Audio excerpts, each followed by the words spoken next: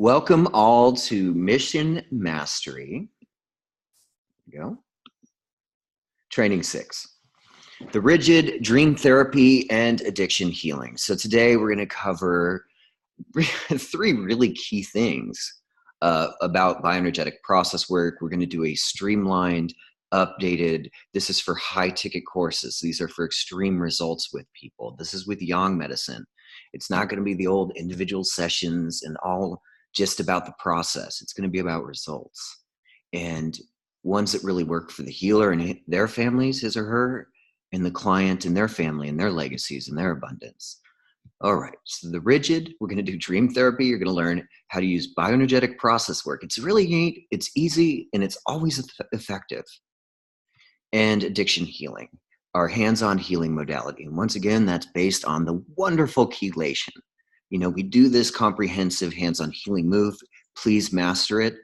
And then at the third eye, we do this amazing addiction healing, channeling in all this great energy, getting people addicted to yang instead of all their sins and feeling really good and entering that new life, you know, the one that they never thought was possible. What is life beyond what we call addiction? And we're also going to challenge addiction, as I always do. Challenge addiction. See how it works out. All right, mission mastery. Once again, always a reminder, we are on 2 core and same similar paths, and it's always the same. One is illuminating your energy field, giving you inner enlightenment, going for all the core damage, core stress, toxins, lighting them up and turning you into your full-on, like, quantum goddess, like activated portal being. And, you know, it's pretty intense, crushing energy, crushing your upper shoulders, activating all this stuff. You know, it's really like connecting with infinite universe. We can get a little deeper now that you guys are having all these experiences. You know, it's like an infinite feeling. You can go infinitely deep. On breakthrough sales calls, it's a little challenging to express to people, like, do you understand master level? Like, you've taken the Neo sun pill, and now you're feeling infinite universes, infinite yang, infinite yin. You might be going through identity crises. And remember, we're in the tantric turn now, so you're pleasuring those densities. It's not so painful, but identities you've held on for lifetimes, at least this one, squeezed in gut and go and turn into light. So we do this core energy overhaul. 90 to 95% is our mission, feeling just divinely awesome. And then our core mission is our mission today. It's like, okay, I've become enlightened. Now, how do I get to live enlightened and share that light? How many people can I serve? Your richness in your core, in your finances, in your family, it's all going to be about how much you can serve others. How great and expansive can you be? I challenge you. I dare you. Everyone's always cock blocking, yoni blocking, and cutting each other off. Like, I'm saying, go up that mountain and see how far you can go. How many people can you heal? You know, how many love bombs, atomic love bombs and quantum bombs can you set off on planet Earth and initiate everything into that new reality? So, you know, all this inner journey work you do in step 1 and phase 1, the yang mastery in medicine, it's then to share it and show other people how to do it. We do all this power up in core energy, and we do hands-on healing and personal energy medicine. And in our core mission, we learn how to teach people yang medicine. We learn bioenergetics. We also learn how to do things like chelations. And then on the chelations, we can do all these hands-on healing moves on others. And you can teach others how to do that. And thus the Jedi tradition continues. Except unlike the Jedis of today, we stay in good moods. Maybe you can't move a lightsaber, but isn't it better to be in a great mood and have nice manifestations around that? So today's missions. Bioenergetics, we're going to go over the rigid and the organizer. This is number 5 of the character structures. We will review the following week, and you will know more about bioenergetics than most people on the planet, 99.9%. So have confidence in that. Have that certainty we're talking about. You have mastered bioenergetics in these 5 types more than most. If you don't know it or you're a little loose, listen to them again. While you're washing dishes, just hit training 1, training 2, training 3 of mission mastery. Let this up, Stephen. Let yourself understand how this affects your own life. While I was doing this rigid organizer, I was like, man, how many masks have I melted? Wow, how many more do I melt? What a glorious path healing the rigid and organizer can be. Dream therapy, that's another mission today, is we're going to learn this process work for like one of the most effective process works to uncover mysteries and wisdoms of dreams. Hey, Claudia, I think Dakota has to go out. He's going a little crazy. That we have a husky here. So that's dream therapy. We're going to go into this one process work. It's the same as bioenergetic process work. So you'll get to learn and review bioenergetics a little bit. And it works miracles for everything. It lets me uncover mystery after mystery. And once again, it's a very defined, streamlined strategy for results. And then we're going to do addiction healing for everything, from food to sugar to drugs, alcohol, smoking, workaholics, all of this stuff. Addiction, hands-on healing modality. And it's really lovely because you go to the root source. You get into those cravings. You put your hands on that third eye in the chelation move, left under right, thumbs connected, and you channel in this amazing energy. All that yang you've been building on the mountain, you just and see lives change. Rigid organizer, dream therapy, and addiction for hands-on healing with clients. Rigid organizer, if you hear someone say they feel like a robot, they're stiff, they're rigid, emotionless, mask-like, their lives feel false. It's just like they have achievements, but there's no satisfaction. There's no joy. There's an emptiness, a clunkiness. The Tin Man ain't got no heart. The Tin Lady can't feel her soul. We're so caught in achievement and being appropriate and looking right and fitting this model in this mass that we forget that life's about flow, electric, tantric deliciousness. It's about the moment. It's about feeling good. So we're going to go into bioenergetic defense of the rigid and organizer, and it's a huge one, especially in American culture, Western culture. You know, indigenous cultures, I say they don't suffer from this walls and walls of limitations. You know, walled in kind of bodies, mentalities, belief systems maybe being the worst because they're connected with energy and then go right through your body. They create your body's makeup as all these belief systems. So we're going to release that. We're going to like fire it up and unfreeze all that rigid, all the tense jaw and arthritis-y things, and just going to flow it all through with this medicine. Now, the rigid, they say, once again, bioenergetics always has kind of a time frame of when the wound probably happened. Something happened where they had to be responsible at a young age. I find this almost universally true with rigids. There'll always be this time where mommy became alcoholic and they had to take over for little brother, or dad left and mom was stressed and they just had to step up, and they literally had to set aside childhood feelings, all that youth, to, you know, step up, to be responsible. I know in the industrial age, you'll hear people like Benjamin Franklin or Mark Twain talk about that, how they had to, Mark Twain especially, how he had to give up his youth early and work because I think a sibling died or something like that. He probably healed his rigid pretty well, became pretty creative. And here we have a military, you know. How many people gone to the military because of this wounding? Something happened where they had to be responsible at a young age, setting aside their feelings of youthfulness, of fun, of being the magical child. There's probably a time where everybody had that. One moment, if you ever can think about where, oh God, I just had to shut down, let go, and stop being that kid. I had to grow up. I had to not be me. God, I feel like I still suffer from calculus class. I've had so many recurring nightmares until I started doing dream therapy about calculus because I was stuck in a rigid system. I worked in the Czech Republic where communism happened, and it was all a communist system, and free thinking did not flow there. Rigidity did. And man, was that structure intense to teach it. Amazing though. But you were just amazing. The kids would like stand up, sit robot. You know, they couldn't think and feel for themselves until they were showed it was okay. Their body type. Oh, here's Reese Witherspoon in Election, where she's like that super achievement oriented. I'd say she's a little psychopath too. But here's body type, and she's got it pretty well here. Tight muscles, stiff back, taut, rigid, perfect look, perfect posture. Maybe there's a little mask in their eyes, a little mask in the face. They can look a little Stepford wife, Stepford husbandy. Tension in the jaw. I see that a lot. Tension in the neck. Tension, tension, tension. I think arthritis for later people, carpal tunnel come in, all these sort of things. They're going to be posture and tight, and they say perfect body, but I don't think so because it doesn't have that flow, that vibrancy, that yang. It doesn't have that like Matthew McConaughey yumminess or I don't know, Laura Croft when she's on a good day kind of badass thing, you know. It doesn't have that vitality.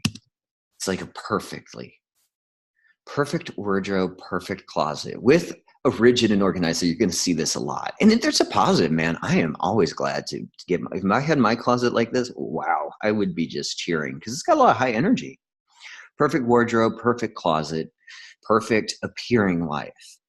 And I've noticed a lot of these folks will have like anorexia, bulimia, body dysmorphic issues. Like there's always this like always being perfect, always getting it right, but never quite being good enough because they can't feel how good they can feel. So yeah, they'll be like perfectly made up, you know, suits, ties, the thing. Energy system. Wounded at the heart, fourth chakra by lack of approval.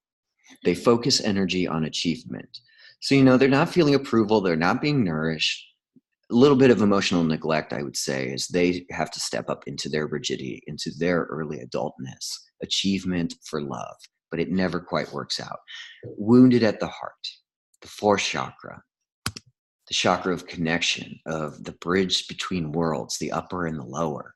The masochists, we really worked on that third depleted chakra of power, fire, kundalini, willpower, commitment, determination.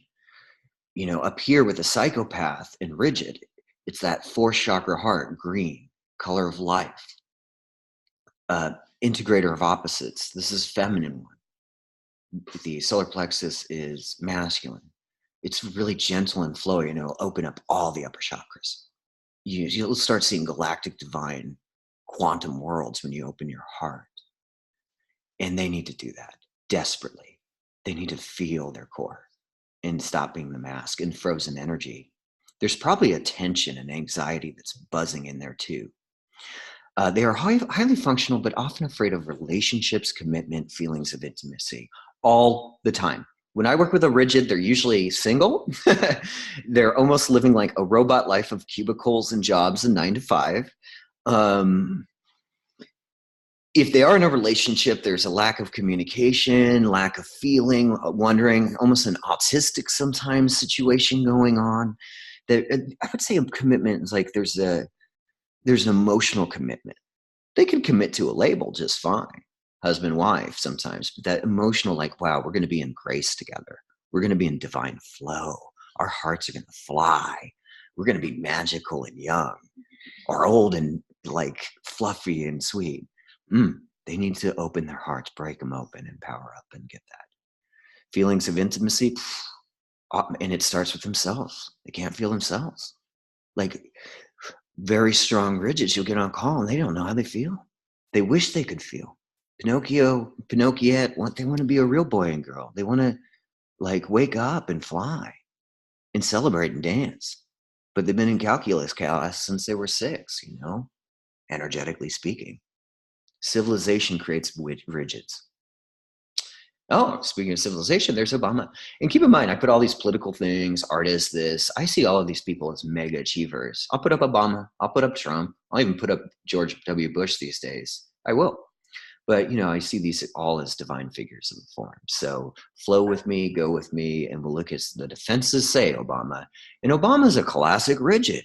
He won an election through vast new organizational systems. He was the young, like pre-millennial political organizer, $20 each, making huge amounts of political revenue off incredible organizational systems, getting mass movement building off incredible grassroots systems.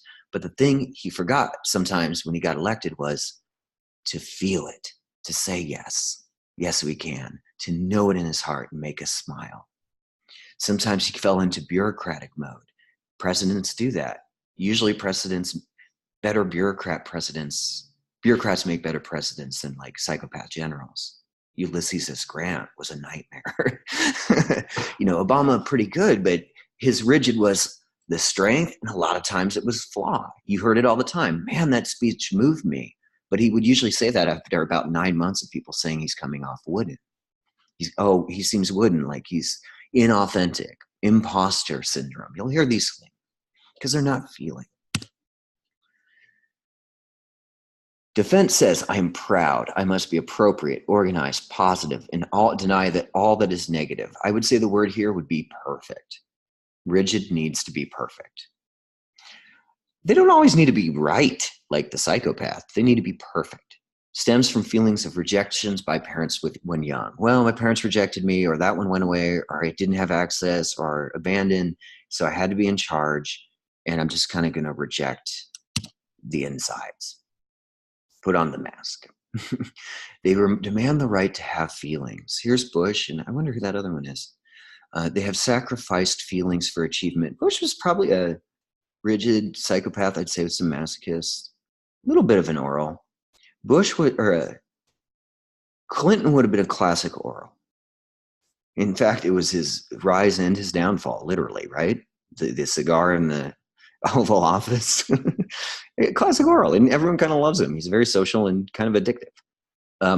Lincoln is the classic schizoid, tall and lanky and kind of distant and spiritual. Obama and Bush, and you'll probably find a lot of rigids in the presidential circles. They have that. I mean, every time I see Bush, I just see a kind of passive-aggressive, angry, tense jaw that needs a big hug, needs some yang medicine right through.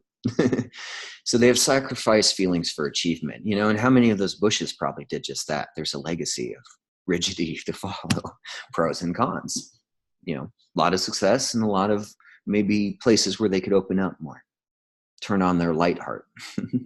Gifts: highly organized, intellectual, resilient, great leaders, presidents, not so much generals or warriors. They don't make great leaders or presidents because they just want to combat. If you see Game of Thrones, Richard Baratheon, Baratheon? Yeah, I think that's right. The first king. He was a great rebellion leader, general, but man, kingdom and ruling was not his forte. Rigid's really good at it. Often very successful in career. They love success. They love looking good. They love being professional. And I find that really an advantage to a large degree. Life task is stop living through everyone else's eyes and learn to live life based on your own feelings. Hurrah! I'd really say sparkle up, blow up, fluff up your heart more than you could ever think imaginable. Reconnect sexual feelings to heart. This is what Bioenergetics says. Stop living through everyone else's eyes and learn to live life based on your own feelings. Man, I read that one. I was like, that was my high school years, valedictorian. Did this, student senate that to get into college. I really did. I had to stop living through everyone else's eyes. That was huge, and still unpacking. So maybe you guys experienced that too. Governmental systems, family systems, educational systems, health systems, all these things put rigidity in. And the great thing is you can flow over it at all and overpower it all through multidimensional yang medicine. To open their feeling centers, allowing the feelings to flow in and out of their core. That's kind of the life mission. I think they actually have to power up first. That's the medicine that's missing here in bioenergetics. And once they've powered up, can break open the heart, fluff it up, then the flow really comes in and they can dance and live in gentle flow, infinite yin, electric energy the rest of their lives with yang vibrating and activating it all. The cost: it's empty, it's meaningless, it's a hollow life without relationships, connection, satisfaction. It is a cubicle, boxcar, ticky-tacky world. I'm picturing like suburbs and daytime TV. Bad daytime TV and bad suburbs. Heart, sexual center, jaw, spine, like ticky-tacky. Yeah, heart, sexual center, jaw, spine, all this. They got compacted core issues. There's real like rigid flow. I would actually say their nervous systems are probably really frozen and hard. They're going to have to power up on such a degree. No joy, spontaneity, creativity, or flow. You're doing all this achievement, but for what, robot? Pinocchio syndrome. When will I be a real boy or girl? Man, I felt that a lot too. You know, I see a lot of folks going through this. You're like, when am I going to finally unfreeze all that stuff? When is the mask going to finally like juice up? And there I am dancing in the streets, right? I'd say a lot of medical stuff. It's stiff joints, muscle, bones, tendons, jaws, arthritis related issues. And over the long term, these really add up. The bioenergetic healing response, they say, establish a real connection with them. Open your heart, get gentle, give their space, let them feel what that's like. And then you do heart opening stuff for 4A and B, anything to open the heart center, stretches, these things. I would say with Yang medicine, what you're doing is you're powering up and you're using all those Jedi moves, melt and move, clobber density, two-handed healing to open up 4A and B, front and back of your heart. And then once they do that, they've powered up, their hearts have opened, they learn to have fun, and they play again. And you can even create assignments over the week where they have to play or do something creative. It's really cool. The Yang prescription, they totally need juiced up, right? They're like robots. You need to give the Tin Man the oil. Give them the medicine. Give the spiritually anemic, energy anemic person the vitamin C and heal that energy plague. So they totally need to be juiced up. Whole energy system. You know, you saw that. Even Obama needed juiced up. Turn on power and passion. So they juice up, the passion starts, they get excited, they feel alive. There's red in their blood, blue in their hearts. They break open the heart. There's rigid, stuck stuff that eventually can lead to really bad cardiac things. So doing energy work over biological work suggested all the time. I'd rather do energy heart surgery than real heart surgery. Congested stuff, yeah, huge. So you break open the heart, break open that core, turn it into light, and you bring all this electric fluff, all this infinite yin. It's the sexy, sweet, soft, star tantric alchemy. You start turning on a gentle, fluffy sensuality that bioenergetics doesn't even understand. But you do because you work with a star and you teach other people how to do it. And that's where we get this extreme alchemy, tantric turn, yang power up result. That's how you turn a god or goddess, like a mediocre person into a god or goddess, a rigid into the light guru of themselves, into a star. So you resurrect that magical kid, the golden boy or girl, the inner smiling light guru of you. This happened to me, man. I couldn't believe it. God, I feel like I'm two and I can see eternal universes. And I remember what this feels like. My other, clients are going through that now, like magical kid, innocent child, visionary experiences. The kid seems like the guru to me, man. You're connected with life, breath. Jesus actually said that. Oh, you apostles, you're so worried about the end. Have you been back to the beginning, to conception? Taking a look that way? I think he was pretty smart with that. All right, you're connected with life, breath, sensuality, joy, gentleness. You can feel that. Grace, fun, family, romance, friends. It's like you went from the coldest German winter of World War II to living in Italy in springtime and all the, everything's fecundant and fertile. This is what yang medicine does to the body. It grows it up. It grows it up. Okay, extreme. Your whole body vivifies with pure, sweet, sexy yang power. The spring, summer comes in. Your mood turns on and up like the golden goddess you are. You're really firing up and melting energy. You become an emotional pillar for others. That's unique. Rigids, they have very solid structure. So when they open up and their hearts open, they have a real big trunk and branches to have families and friends and really wonderful career lives. And you have lots of fun. Wicked fun is this medicine. What's yang medicine? What's St. Michael? Sort of St. Michael connecting with divine light and the stars? God, I would say. I think it's wicked fun. For me, that's kind of my spiritual path. And your system relaxes, it nourishes, it heals, and it grows with that core feel. You achieve even more. The rigid achieves more. We don't want to achieve less because you're powerful, passionate, and connected to your real purpose. All right. A brief view of dream therapy. That covers our rigid and organizer. We essentially, know what a rigid organizer feels like. You can get it right away. They're going to have a stiff body. They're going to have a stiff back. They're going to have a stiff mind. They're going to have a stiff heart. They're going to have stiff energy. All right. Well, we know we're going to have to yang it up, power it up, melt it off, and then fluff it up. A lot of infinite yin gentleness too. They always talk about patriarchy. Young medicine, it's funny, this super masculine and utter feminine thing busts the shit out of patriarchy. That's what it's made for. It's a bomb for civilization to illuminate to quantum enlightenment levels. How does it do it? It ups the amount of masculine and feminine, yang yin, just powers it up. So you do that and you heal all that rigid and psychopath. Infinite yin, infinite yang. Schematic 1, schematic 2 alone will heal it. Then you kick in schematic 3 and you grow all those organs and glands and inner stuff, and you give a lot of inner child therapy to that rigid.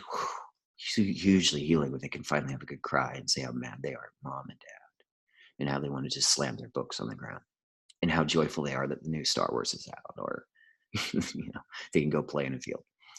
Schematic 3, and then you hit schematic 4, the tantric turn, and the rigid just doesn't even know what to do at that point. It starts juicing up and relaxing and really alchemizing him into quantum levels, which is our mission. So speaking of alchemizing, let's alchemize some dreams. Maybe you have some old dreams that are haunting you, amazing you, magnetizing you, messaging you. Well, guess what? Bioenergetic therapy will help you figure it all out to your heart's content. All your dream desires around therapy. It's one simple thing. And once again, guess what?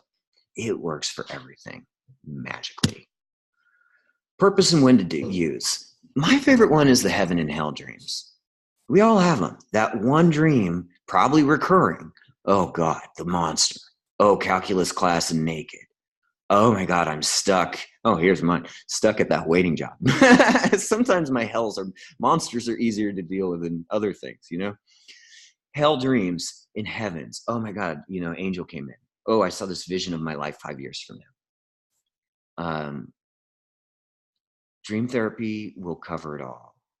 I love dream therapy for just whipping a nightmare right into shape and where it should be, in divine union with light. And loving a hell dream. That is cool, but we don't need to go there anymore. Recurring dreams, message and significant dreams. Maybe you guys have different times. I notice mornings are a huge time for message dreams. I have it right before waking up. And my clients will have it right before waking up. It's like, do this now. You are this, and you want to run that through? Great. It's great for figuring out deeper message, significance of dreams. When you want to learn more and just uncover a deep, deep mystery. Bioenergetics is about getting underneath that iceberg, that 1/8 that you can see, and we go down deep. And when you have Yang medicine, we don't just go down deep. We can melt the iceberg. All right, how to do it. It is simple. Once again, we want to simplify so you have these tools and you can use them like a master. Rigid, it was simple. He's rigid. We need to turn him on, melt it off, fluff it up. Dream therapy, we follow the bioenergetic process. Okay, so what was that bioenergetic process we learned in like week 1 to week 2, week 3? Okay, first we sit and create that safe container, right? Whether it's Skype or in the office, whether it's that individual session you do at the business office place or, at the retreat festival, it's a client on the side, you establish that safe therapeutic space and you have them share the story through feelings, not telling in the mind. So they tell the story, the dream, the nightmare, and especially if you notice this is a hell or a heaven one, pay attention.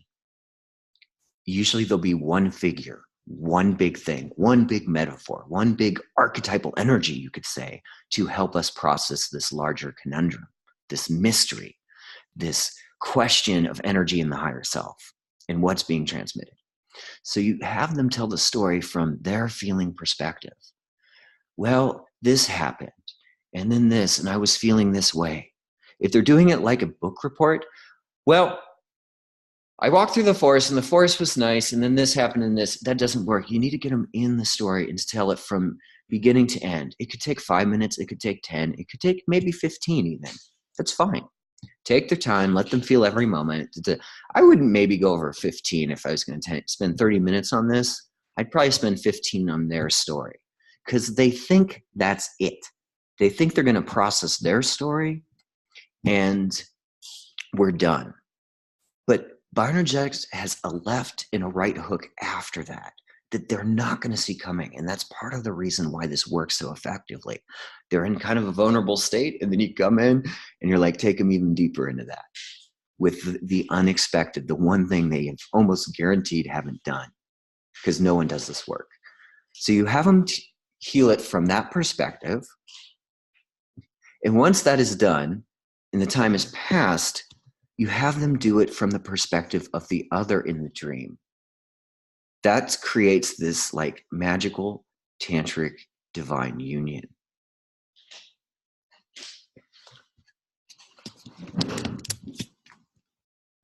Sorry, just a second, guys.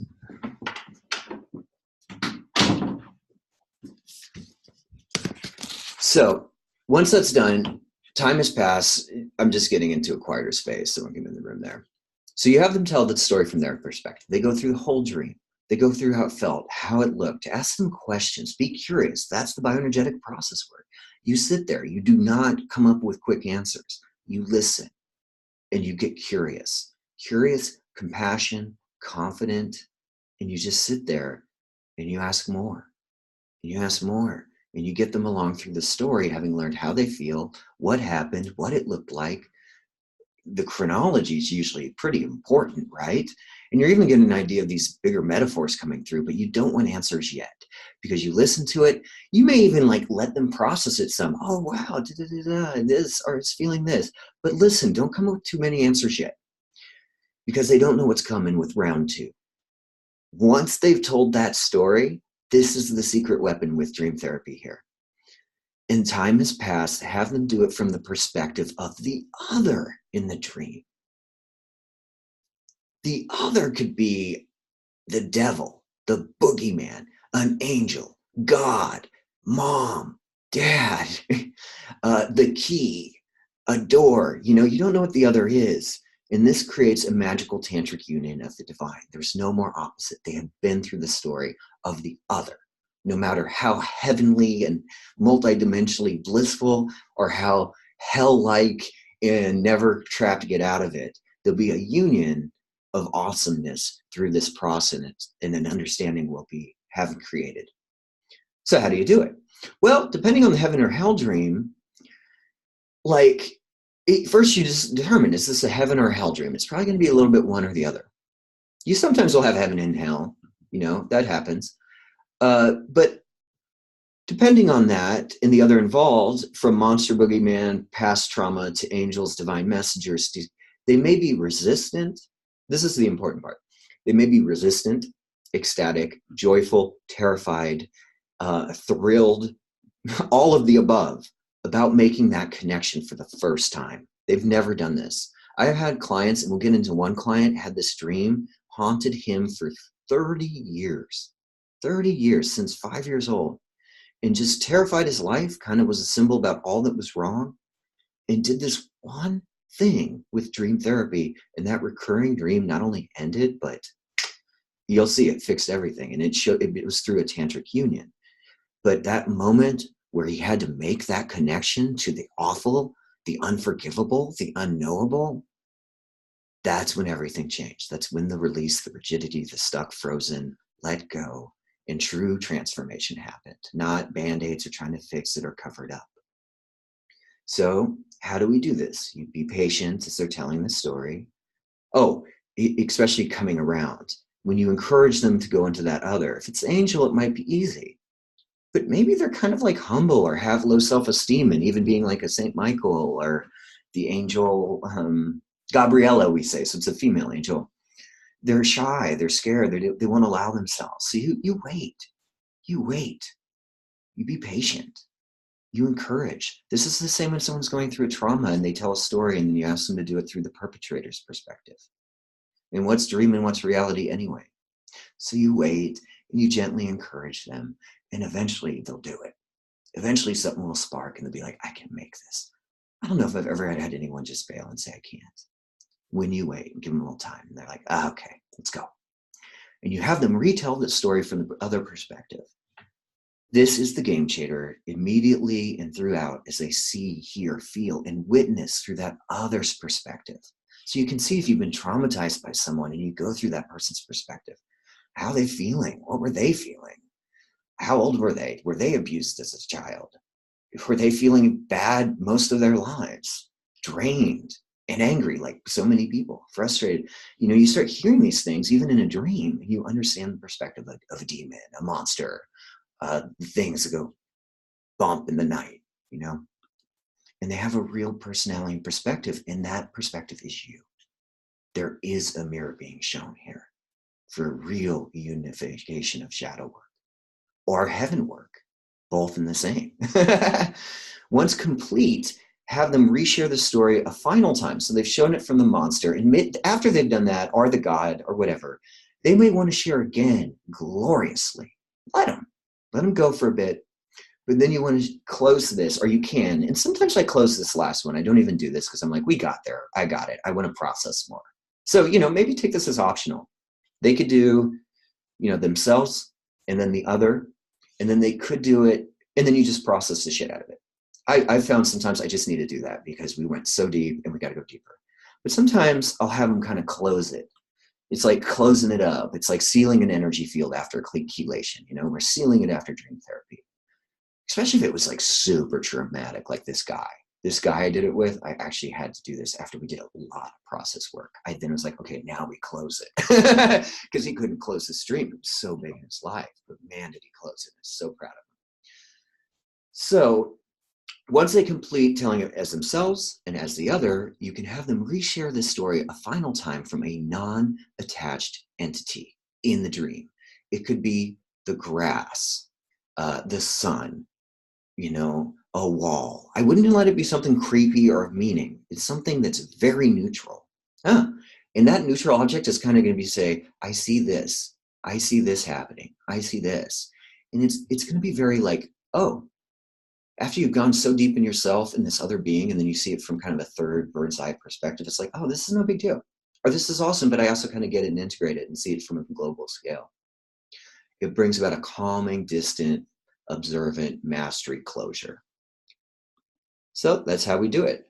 You process all you want, and there's tons of treasures that come up. Man, you're going to get it's going to be like a video game of gold where, oh gosh, this coin pops up in this part of the dream and this, and people love to go through it. It's like astrology. People love dream work. There's so much that we can learn. But what I really want to talk about, because we're light warriors, is integrating the hell. And I think the slide kind of messed up here, but it should say integrating hell and the opposite, the demon. So for one of my clients, this was the biggest, nastiest guy of all time. When he was 5, he saw a trailer for this, and it just symbolized, I think, a lot of familial nasty energy. Like, I think Jason's got a weird mom relationship. He's a psychopath. He's probably a little masochist even. Like, dirty, gross energy monster, psychopath, meets masochist stuff, perpetrator, victim. And this client had been having just a horrible nightmare ever since he was very young about Jason in his front yard of his home where he's safe, and he's playing football. Out comes Jason with I think he's at a machete, right? And he basically, here's the mask guy, and just cuts the kid, teenager, adult, 30-year-old guy in his dreams. As he grew through, the dream just recurred and continued throughout the age. And sometimes he'd be 30 and still be 7 in the dream. And Jason would just slice him. And the last image was blood just splashed against the mask, right? True hell on earth there. Nasty, this is, and this deals with probably family stuff and all sorts of unconscious, drained energy issues we can come up with. Well, we know we can power this up with yang and light and all that, but it is fun to do this therapy. So he was brought through this process and essentially, told the stories himself in that victim story perfectly well, because he told that story a million times over. But when switching over to being Jason, couldn't do it. Took a couple minutes. No. 5, nope. 10, we got there. He's like, yeah, I'll do it. All right. So he goes through it, and at first, so tentative. And you just see all the energy's messed up behind that mask. It's feeling bad. It wants to heal. And this person just starts talking about the emotions and what he's feeling, how confused, and he doesn't even understand what's going on. And then immediately, though, as he switched over to the guy behind the mask, he started crying, just bursting in tears. It release, energy field expanding dramatically on the spot. It's like seeing someone grow up 3 years in awesome maturity in a moment, just energy, revivification. by just switching over to that, telling the whole story, understanding that perspective, forgiving, honoponoing, letting go. And then the last coup d'etat is we looked at the landscape. And the landscape was, I see this, I see this, I see this, I see this. Story complete. This person never had that dream again. He had one more dream about Jason. Awesome dream. He was a divine actor in a Shakespearean-like play in his dressing studio. And he had all these different masks. And he saw one mask was Jason. And sometimes he would wear that. The divine artist, the divine healer. And he never had a dream about Jason again. That's dream therapy. You can do it with the heaven too. People have these huge message dreams, huge powerful dreams, and they don't pay attention to it. Everyone always pays so much attention to the negative that we never pay attention to the opposite, right? And we should be magnetizing, I believe, what we actually want, focusing, obsessing. So I would say do dream therapy on amazing dreams they have. If they're really like, or they want to know a message about what that being saying. Or shoot, I need a deeper meaning of how this is a direction. You'll find this through this work. And then they can use that work through the rest of the day. They go, and just remember, here, I think I explained it. Here's how we do it. One, you have them share from their feeling perspective. They tell their whole story as they're feeling it, not just retelling it, not in their head. If their eyes go up in their head, they're not doing bioenergetic process work. They got to feel it in their hearts. Past the rigidity and go right into the fluffy, like how they're actually feeling. They tell the story from their perspective, and then they share it from the other's perspective. And like we said, this is the magic tantric moment, the moment of unification. When they go over to the other, either the glorious God, the nefarious devil, in that moment is that connection. And usually you'll see there's immense emotional release, especially for long-term stuff. And then at the end of that, and you can process as you go.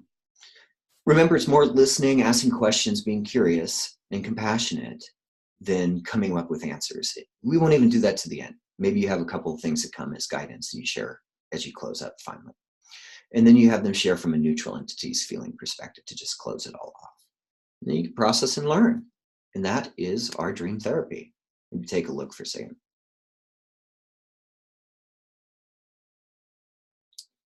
And finally, we've gone over a lot, the rigid organizer, all the healings. We've gone over dream therapy, which could be a whole thing. Like I said, this is a streamlined master course. I invite you to go back and study these individually. Each one is full of gold, full of yang gold medicine, full of gold rush energy for your mission careers, your high ticket courses, like healing the fuck out of serious things. Addiction, oh my God, we'll get into that. But so we're going to go over this addiction healing. And once again, I just want to simplify. We did organizer rigid. And you know how rigid feels, and you know they need yang medicine. That's pretty much good in some ways, but review, learn. We know dream therapy, process it from their perspective, the others, and then you could have a third option with a neutral entity. In addiction healing, and I just want to simplify, for all addictions, we want them to get addicted to sun on yang medicine. That's it. I'm going to challenge the label of addiction. I think it's kind of, I think it's a label that doesn't work and isn't even accurate.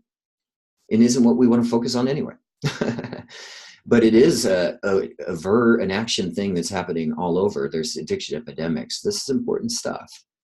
But I just want to say the addiction healing, it really is get them on yang medicine, and then you do the chelation to the third eye, and then you just blast them with a yummy, nourishing, I would say even schematic 3 would work, right? Like a lot of that yummy kind of glandular energy that just supports and nourishes. But you just juice them up with sweet yang yin energy into that third eye, and then you finish your chelation.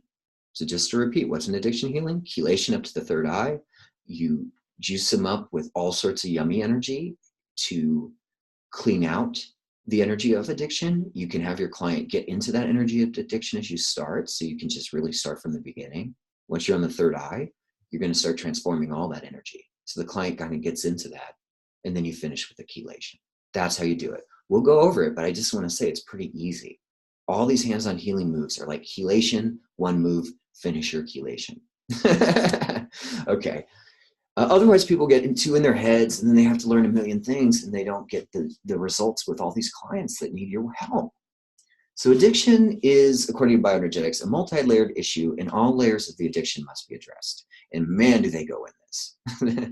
Alcohol is about a fear of life, depression, anger, and craving aliveness. But this psychospiritual need is transferred through addiction to a physical need. I agree. But I would also say what they really are doing is they are drained and reaching.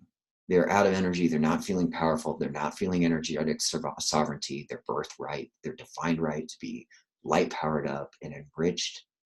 And so instead they are filling up with, instead of divine power, they're filling up with, syringes, work, nervous, like worry. Worry is a huge addiction. Eating disorders, and of course in America, and I don't know other places because I don't track it as well, and I know we have international people on this course, Australia, Europe, all these things, but in America I listen to NPR all the time, and just to hear what's going on with health and issues like that. And man, actually I think depression's addiction, worries, anxiety, but the addictions you're hearing like just epidemically, and I'm not sure they're going to be able to quote unquote fix this anytime soon, unless all you young medicine people just get out there and start kicking some butt, because there's the opiate addiction with all these pharmacies and all these doctors like, get on these pills, but it didn't even heal the problem. It didn't heal the long time pain. And now they're addicted. So it just made things kind of worse in the long run. Of course, if I had a major surgery, I'd want to get on major, but then there's alternatives, and fortunately we have the best alternative as far as I know on the planet right there. Okay, our addiction healing is anything that causes one to betray the true needs and wants of the soul through self-destructive repetitive behaviors. I think that's a pretty darn good definition of addiction, really. Anything that causes one to betray the true needs and wants of the soul through self-destructive repetitive behaviors. And I'd say it's a flow, that not all addictions are equal, and sometimes it's just called enjoying life, which is really part of our program, being an energy connoisseur. So I want to challenge the addiction paradigm and say, we don't have to worry about it so much. Everyone's just addiction, depression, bipolar. Shit, you're drained. Fill up, power up. Remember you're divine. You didn't worry about all this shit when you were a kid. You ate tons of candy. You probably ate way too many sweets. I would never do that now. I really challenge addiction. What is it? I say just get addicted to better and better things. Get addicted to sun. Get addicted to positive attitude. Get addicted to the star schematic. Get addicted to putting your hands on your chest. Get addicted to healthy protein shakes, And sometimes, hey, get some wine. You've been too puritanical with all those people talking about addiction. It's a balance. It's a lesson. It's a mastery course, and you really define it for yourself. But wherever you're at, I just suggest and know, get addicted to the sun will answer all these questions. 90 days of mastery, true mastery, especially, hey man, you do 180 peak performance, your addiction issues are going to be wonderful. They're going to be a positive thing versus these negatives we're looking at here. Here are some, not all addictions are sweet. It's gambling. And sometimes drugs is a small one and gambling's huge. Sometimes it's vice versa, depending on the person. But here we have some sweets: gambling, alcohol, drugs, sex, food, battle, confrontation. I'm sorry about that. Emotional drama. It's all this reaching, drains, filling up, but with all the wrong things, generally speaking. So this is how we perform the healing. Someone comes with, as they say, their presenting issue is addiction. And they've come to you for a hands-on healing. Their intent is to move through this and let it go forever and ever, amen. They want a real result. This is a great high-ticket course. Healing your addiction to smoking through young medicine. Well, yeah, I want you to get totally addicted. We're not going to just fix that addiction. We're going to get you addicted to sun so you let go of smoking. Maybe smokers have to do 180 hours. It would probably be someone that's gone through that process that will teach it. But they come in with an addiction issue, and you'll know the level of severity and be working on with it on that level. How many hours you're going to prescribe in the sun, anything even moderately severe, I'm like 180. Severe, meth, 250. Heroin, 500? I don't know. But I don't do those programs. But some people might pioneer it. more I get alcohol, sweets, everyone's got them, porn, codependency, worry, you know, and we'll just go in, we'll find that vibration, we'll juice it up, and we'll make it really yummy, really quantum, really yang medicine, sweet and fine. So here's how we do it. You have them lay down on your table, whatever you got. Client moves into the psychological craving of the addictive substance and brings that craving to its maximum. So they're lying there doing that. Have them do that. I like to do the chelation and come in and hold their feet and tune in there for a few minutes. They're in the craving and I'm tuning into yang medicine and my guides, preparing, but also feeling theirs. And you know, your molecules are going to connect with that, mostly source energy. You never take on clients. It's always a bad healing if you're drained and not just as healed as the client. You're just channeling source through. Don't let shit come in. And it won't. You just breathe it down, breathe it out. But you're channeling into source energy, connecting with that frequency of craving, because that's what you're going to breathe in, heal. Through your chelation, powering up, balancing the chakras, strengthening the auric field, all that you're going to start. In fact, the chelation's already going to be kicking the shit out of that, especially if they've been on the yang medicine protocol like you too. So you do the chelation, you call them the guides, and then you go all the way up to the third eye. And honestly, this is where the addiction healing happens. So how do you do it?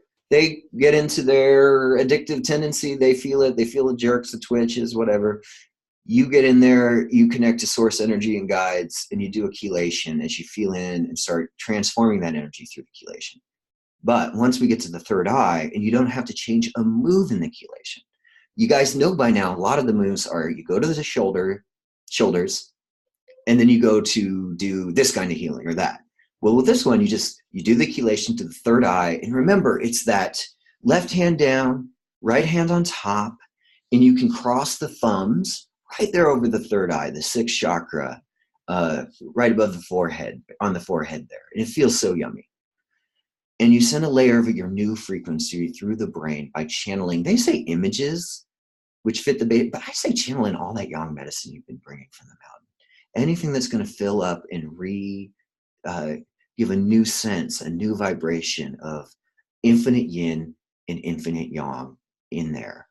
Honestly, if you want to hit overdrive on that addiction healing, just do schematic 3, orange. Infinite yin in, infinite yang out, putting it through, channeling it through that brain, any images of addiction that come up. And you can turn those images into other, drinking at the bar turns into a fluffy husky, and you feel that.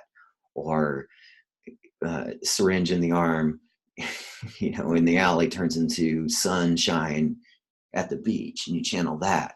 And you re-frequency all that stuff. And you just do it through the third eye. I say if it's addiction healing, man, give it some time, 20, 30 minutes. You can do 40 minutes. Do a 20-minute chelation and a 40-minute addiction healing on the third eye. And just channel. It'll feel amazing to you too. Probably heal some of your own addictions. And right? Everyone's a mirror of you.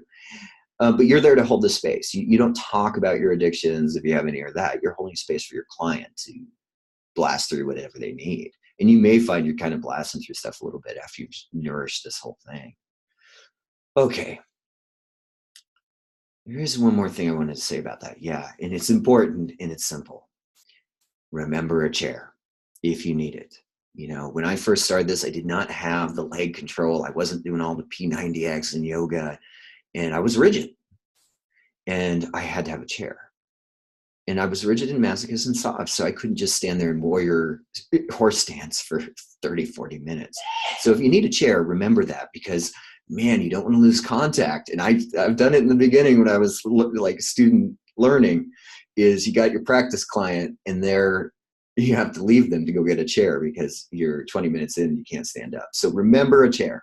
Remember a chair, and then you go in, you connect with their energy of addiction, have them feel that. You actually voice that to them that they feel it.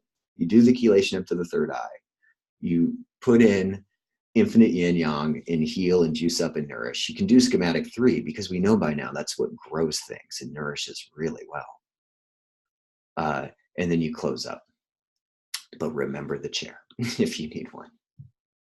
So the energy at the third eye balances and moves down the body through the spinal column on its own. And spinal columns really heal addictions. Golden spinal columns are wonderful things. Orange schematic 3 vertebrae are very happy. And then when you're done, you complete the chelation from third eye. See, the whole point of this chelation, this master training, is to give you extreme Jedi skills like these master Sword of St. Michael moves. Yang medicine, you power up your energy field. The lightsaber, boom, and you have your client do the same, boom, and then you use the lightsaber moves with your 2 hands. We do the chelation, like I said, practice it, watch the video, read the PDF in the Dropbox, have a practice dummy, and practice on your friends and clients. Friends, clients, people, they're the best ones because you'll feel the energy. And that's it. We use a chelation and then we trick it out. This one goes to the third eye for addiction healing. And we close the chelation. Pretty cool, right? Right. Oh, there we go. There's what I just said. Let's just take a moment and review addictive frequencies. Channel awesome, yummy, sweet, nourishing, empowering yang energy images for your third eye. Finish chelation. That's it. That's our addiction healing. Master move, it works for such deep, troubling things that ruin families' lives, ruin work, ruin passion. So many people off mission are going to have tons of addiction. And you guys, you light up their core, light up their mission, get rid of addiction, get addicted to the sun, right? And do that badass addiction healing. Chelation to the third eye, juice it up, right? Juice it up and finish your chelation. And that's your extreme Jedi move. And just remember, don't do this like a student just learning it. You know more than anybody about this hardly. Do it like a master. You're refining, you're finishing. This is the advanced skier move. You know more than almost anybody else about this stuff, okay? So that certainty, I want you to practice it every time you study, every time you sit down and learn, and every time you do it. Because you are a light warrior, and I'm just reminding you and showing you some cool ass moves you can do to save the day. Speaking of today, here's our missions. Thank you once again, everyone, for rolling and flowing and following and your attention and putting mastery mindset into learning this stuff. It goes deep. It affects our lives all the time. So review. I'd say once you've seen it visually, hey, listen to it while you do dishes or clean the house. I do that stuff all the time. Once you finish this course once, go back and do it again. Because you're always going to pick up new things. You'd be like, oh man, that's what Johnny was saying. Oh yeah. Now that I've gone deeper into infinite universe, infinite me, I kind of get this. All right. So we now have learned the rigid and organizer. And just to streamline this, for the mastery course, your Harvard degree in energy mastery here, what do you need to learn? Well, rigids are going to have rigid, stiff energy fields. You need to learn how to feel that. Especially if you're going to do high-ticket courses, when you recognize a rigid on a call, you can serve them better. You notice that? You can feel it? I always want you to feel, are they rigid? Are they schizoid? Are they psychopath? You feel the rigid, you feel the mash, you feel the frozen, and then you power it up, you melt it with yang energy, you fluff up the heart. That's how we heal it. Dream therapy? We use the bioenergetic process work. You have to tell the story, the dream, from their feeling perspective. They can process a little bit. And then when they don't, least suspecting it, gently, you invite them to tell that dream through the other's feeling perspective. Literally through their eyes, that other person. And they may switch narrative and they have to be that person, not that, So they go through that perspective. And then you might do the third perspective of the neutral entity. That's dream therapy. So we've learned the rigid and how to heal it. Frozen energy, rigid energy, stiff energy, yang medicine. Dream therapy, bioenergetic process work. And you can review that in week, I think training 1 and 2. An addiction hands-on healing modality, right? Master streamline level. You know the chelation, you know it's badass. You know it powers up chakras and balances and strengthens and lights the whole thing up into quantum awesomeness. And then you can take that foundation you built through the whole body, working with all that addictive energy that the client has been kind of channeling in the whole time to release. And you get up to that third eye and you just juice it up with nourishing infinite yang medicine. You can do schematic 3 for extra juice overdrive button. If images come, nasty ones of addiction, you just juice them up with something else. You can put in lovely images too, to nourish. And that's it. So our missions today, we now know the rigid and organizer more than most people out there in the world. You now know this one kick-ass strategy for dream therapy. Are there others? Absolutely. This one works every time. And then we have this amazing addiction hands-on healing that is powered up by yang medicine and the chelation. And you know these now in your mastery study. Upcoming, I think you're going to just really love this. Yang Mastery, you have tantric turn techniques. So we're going to get deeper into star schematic 4, really like alchemizing all the cells and energy in your ecstatic body. This is as we start to turn from the victory ascent, which we're finishing up, into the golden age, to the kind of enlightenment closing of the last month. We'll still be kicking butt and doing a lot of healing because, you know, a lot of folks need it. For a lot of people, the victory ascent's really going to be going to the end as far as extreme Jedi core upgrades. So we have that coming up. And then, man, next mission mastery, I cannot wait to share with you guys because it's the white and black shadow tantra. This is the double black diamond of awesomeness for how to heal the shadow, integrate, love, and even harness as an artist in a wonderful way for enlightenment. No one else does this work. I think it's really got an artist approach to it, which you'll love. And I think it's going to give you this extra edge with yang medicine over any healer out there. Who says you can't not just love, like embrace the shadow, forgive, but who says you just can't love the fuck out of the shadow when you use yang medicine? So that's upcoming. And I just want to thank everyone here. Once again, I just, everyone give you a big group huddle hug for finishing training 6. Each one is a big move into your mission training. Upcoming, we're going to start working on your high ticket courses after the Shadow Tantra stuff. But thank you. You've learned the rigid now / organizer. You've learned dream therapy, and you've learned addiction healing hands-on medicine. Energy hugs in the huddle to all of you. And as a team, we will see you all. And thanks again for joining me on the mission up Mount Mastery.